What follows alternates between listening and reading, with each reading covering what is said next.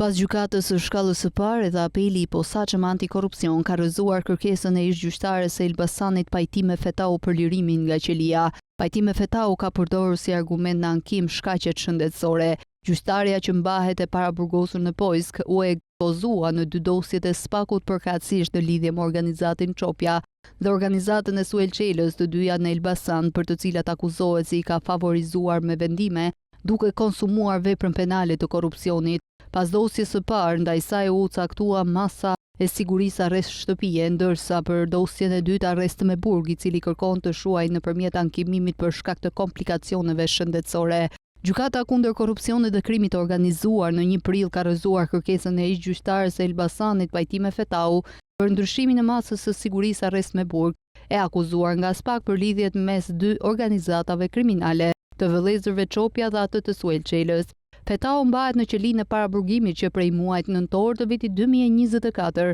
në kuadër të një urdhër arresti që u lëshua nga SPAK mbi hetimet për Suel Çelën dhe anëtarët e grupit të tij në Elbasan, për të cilët akuzohet se i ka favorizuar dhe ka patur komunikime të zbuluara këto në përgjimet e platformës së koduar Sky ECC.